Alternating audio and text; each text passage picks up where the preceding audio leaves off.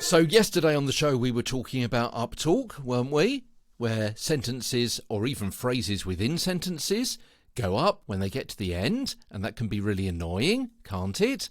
Yeah, and that is really closely associated with Valley speak, or Valley girl speak. You may have heard it called that as well. Now, I've done a little bit of research into Valley girl dialect, which was originally associated with materialistic, upper middle class young women of the San Fernando Valley in California, and a way of speaking that became familiar across the English-speaking world.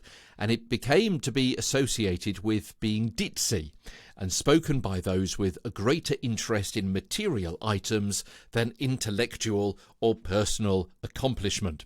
Not my words, but the words from, well, whichever site I got it from, and combined various sites for that particular description. And from my own experience, thinking back to those times, in the early 2000s and so on, and through to today as well, putting those kind of bits of information together, I would tend to agree with most of what that description comes up with. And we got an example of the Valley Girls speak in our show notes today. So a combination of actually several vocal features. It's not just the upspeak, whether it be at the end of a phrase or at the end of a sentence, but also other things as well. The nasality and the uptalk, fast-paced run-on sentences, breathiness, vocal fry, but also, really interesting, the vocabulary, you know what I mean? Right? I know, right? Whatever, totally. Those kinds of words, those kinds of phrases thrown into your talk as well, conversationally. Episode 638 of Get a Better Broadcast Podcast and Voice Over Voice discusses the use of the word like, and episode 640 is on other filler words, so you may want to go back and listen to those as well.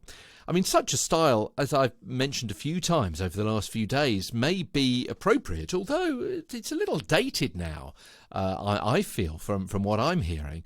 But it may still be appropriate for an audience of millennials.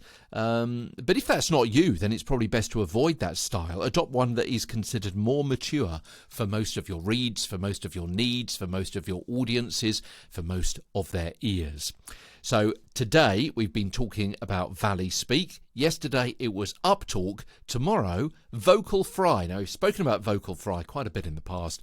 Just because we're in the mode of talking about different ways of speaking, just going to do a quick episode again on that tomorrow and point you towards some more information as well. And then the day after that, the whining voice is going to be our topic du jour on Get a Better Broadcast Podcast and Voice Over Voice. Okay, that's how we're looking for the next few days. From London, I'm Peter Stewart.